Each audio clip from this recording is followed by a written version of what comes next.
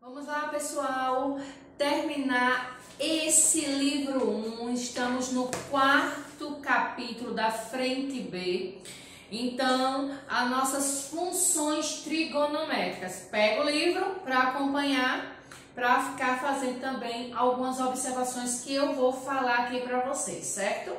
Então, dando uma continuidade a esse módulo, né? Nós temos no 4º capítulo essas funções trigonométricas que ele começa a falar de quadrante. Então, a gente vai relembrar todo o início da trigonometria. Que na trigonometria, no ciclo trigonométrico, nós já estudamos a questão de quadrantes. Nós vamos só revisar para pegar alguns conceitos e aplicar aqui nas nossas funções. Então, relembrando a parte de quadrantes, todo círculo trigonométrico, nós temos 4 quadrantes, certo?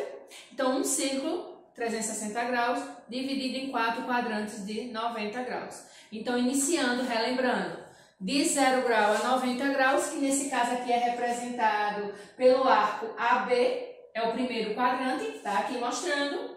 Nosso segundo quadrante é o B, a linha. Terceiro quadrante, a linha B'. E o nosso quarto quadrante, deixa eu até arrumar aqui, e o nosso quarto quadrante é o B'A, certo? É o voltando, tá? Relembrando, se você quiser buscar lá no início da trigonometria, você tem que iniciar aqui em 0 grau, aqui até 90, de 90 a 180, de 180 a 270, 270 voltando para o ponto de início, nós fechamos 360 graus. Então, só relembrando, anote aí, dá pausa no vídeo para você anotar, fazer as suas anotações necessárias. Então, agora vem a parte importante desse capítulo, né, que é o estudo das funções. Nossa primeira função é a função seno. Então, ele está mostrando aí as questões das definições da função seno. Só para você recordar e relembrar o que a gente estudou no início da trigonometria, função seno é a gente seguir pelo eixo vertical. Função cosseno, o eixo horizontal. Tá bom, pessoal? Porque às vezes vocês irão ler aí no livro e não entendem a explicação. Então, de uma maneira informal, de uma maneira mais simples, é que a função seno ela rege o eixo vertical, que era aquele eixo que a gente chama de Y, e a função cosseno ela é aqui observando o comportamento no eixo horizontal. Tudo bem? Coloquei aqui de uma maneira mais simples também para vocês as nossas propriedades das funções, da função seno. Então, a função seno é uma função periódica, onde o período dela é 2π. Então, ela começa a se repetir, que eu vou mostrar para vocês daqui a pouco vai ter a questão do gráfico, vou colocar aí na tela a imagem do gráfico para vocês, mas só daqui a pouco, depois das propriedades, tá bem? Então, o período dessa função é 2π. Outra partezinha que é mostrado aí para vocês nessas propriedades com relação a essa função, que essa função é uma função ímpar. O que quer dizer isso? Porque eu chamei aqui, ó, função, o f de x, no caso aqui posso ter colocado como y é igual ao seno de x. É uma função ímpar. Por que ela é função ímpar? Porque quando você tem, mudando o sinal desse arco, desse ângulo, você também muda o sinal aqui do resultado, tá? Então, vamos lá. Então, função seno, coloca na cabecinha, função seno é uma função ímpar. Se precisar, em alguma questão, falar sobre isso, você já tem esse conhecimento. Agora, na terceira propriedade, é você entender em quais quadrantes essa função ela é crescente e quais que ela é decrescente. Então, no primeiro e no quarto quadrante da função seno, ela é crescente. No segundo e no terceiro, ela vai ser decrescente. Vocês vão ver no gráfico. Deixa eu terminar de explicar as propriedades e te mostro aí visualmente como se comporta. Também está no material de vocês.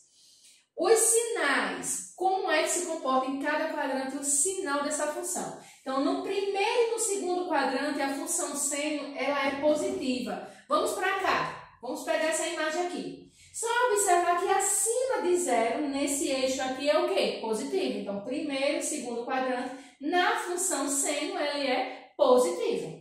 Abaixo de zero, negativo. Então, terceiro e quarto quadrante, na função seno, pega essa parte inferior aqui, abaixo de zero. Então, o terceiro e o quarto quadrante na função seno, o sinal é negativo. Beleza? E o domínio dessa função? Domínio, pessoal, lembra lá do primeiro ano, com relação a domínio de uma função. Domínio de uma função está relacionado aos valores de x, não é assim? Então, todos os valores de x relacionados à função aqui, ela pode ser, então, um conjunto, ela deve ser, ela tem que ser, ela é, o domínio dessa função é real, certo? Não muda isso. O domínio da função seno sempre será real. E a imagem? A imagem, vou pegar até um lápis para mostrar para vocês. A imagem é até o ponto que vai, ó, o máximo que chega aqui e o mínimo que chega aqui. Então, a imagem é só essa parte aqui. Então, o que é que acontece? Ele só vai de -1, o máximo a 1. Fica nesse intervalo. É a imagem da função seno. E agora, para vocês, vou mostrar para vocês o gráfico, como aparece o gráfico da função seno. Então, observe aí como aparece essa função seno, beleza? Dá uma olhada, acompanha aí no livro e vê que depois de 2π, ela volta a se repetir. No caso, ela é chamada de senoide, tá? A função seno é chamada de senoide, já para vocês anotar essa informação. Quando falar de uma senoide, é uma função seno, graficamente falando, tá bem? Agora vamos lá. Função cosseno. Olha como parece. Muita coisa da função seno é muito parecida com a função cosseno, mas ela aí, lembrando que nós vamos agora observar o eixo horizontal. Vendo isso, o eixo horizontal, nós temos aqui as nossas propriedades, mas ela, em algumas coisas, é idêntica à função seno. Por exemplo, a função cosseno ela também é periódica. Se ela é periódica, nesse caso, o período dela qual é? O período da função cosseno é 2π. Depois de 2π, quer dizer que é uma volta completa, relembrando aquele conceito da trigonometria, certo? Que uma volta completa são 2π, então ela a cada 2π, ela volta a se repetir, então o período dela. A função cosseno ela é par, então ela é diferente aqui da função seno. A função cosseno ela é par. Quando é que isso acontece? Mesmo eu alterando o valor aqui, mesmo tendo outro valor para o arco, para o ângulo, ela não muda, ela continua positiva. Então, isso é uma função, nesse caso, par. Quando é que a minha função cosseno ela é crescente? Ela só vai ser crescente no terceiro e quarto quadrante. Terceiro e quarto quadrante, vocês vão observar graficamente como ela é crescente e ela é decrescente no primeiro e no segundo, certo? Quadrante. Lembrando que a função aí, vocês vão estar observando o que está acontecendo. Vai aparecer um gráfico no final dessas propriedades para você verificar.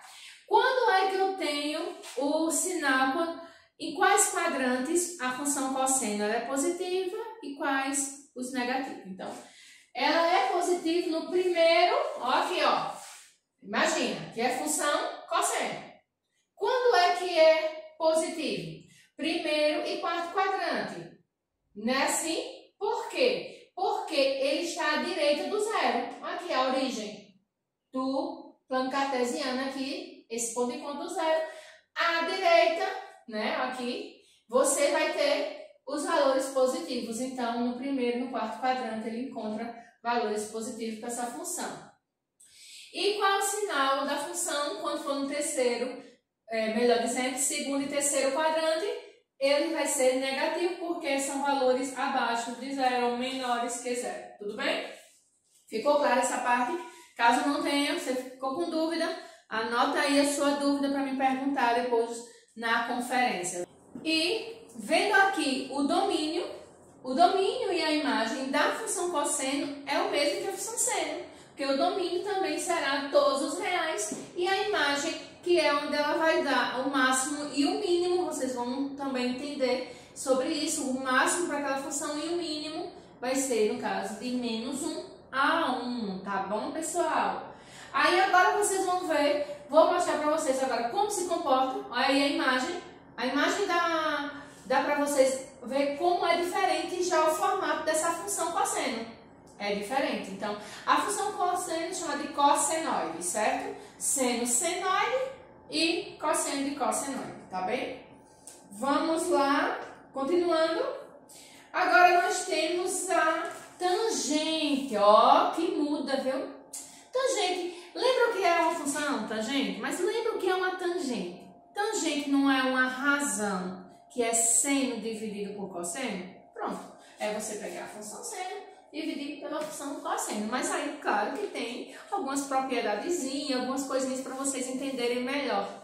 Então, nossas propriedades aqui da tangente, nós temos que ela é também periódica, mas ela não é, o período dela não é mais 2π, o período dela é só π, tá bem? E vocês vão entender no gráfico, porque vai ter momentos que ela não existe. E vocês vão ver na videoconferência a minha explicação, onde é que ela não existe, por que não existe, que aí vai ficar melhor a explicação.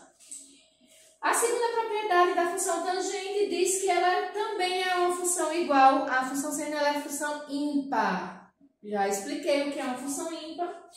Na tangente, ela é sempre crescente, tá bem?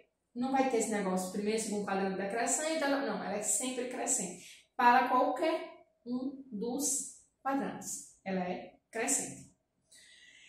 Os sinais. A tangente ela vai ser positiva porque ela pega assim na diagonal, tá, a tangente? Lembrando a tangente, ó, vou fazer só um esboço aqui rapidamente, ó, a tangente ela passa aqui, ó, raspando.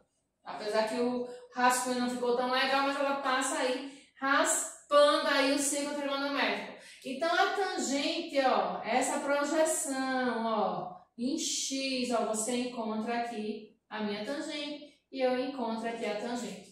Certo, pessoal? Então, a tangente, ok? Então, os sinais no primeiro e no terceiro quadrante ela pega acima de 0, então é positivo, e no segundo e no quarto quadrante abaixo de 0, por conta desse ponto aqui. Então, eles são, o sinal dessa parte aí será negativa nesses quadrantes.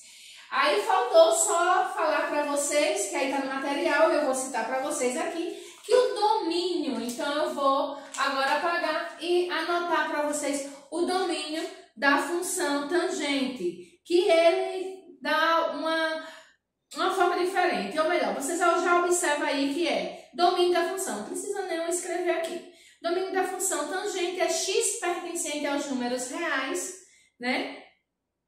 Onde o x tem que ser diferente de π sobre 2. Por que π sobre 2? Porque π sobre 2 é 180 dividido por 2, diferente de 90 graus, né? Mais k vezes π. Por quê? O k é a quantidade de voltas, que a gente já estudou também nessa parte da trigonometria. E lembrando, se k é o número de voltas, tem que ser sempre o número inteiro. Então, esse é o formato do domínio da função tangente. E para hoje é só, né? E vamos continuar com as explicações pela videoconferência, tá bom, pessoal? Até mais, se liga nos dias das aulas. Beijo, até a próxima!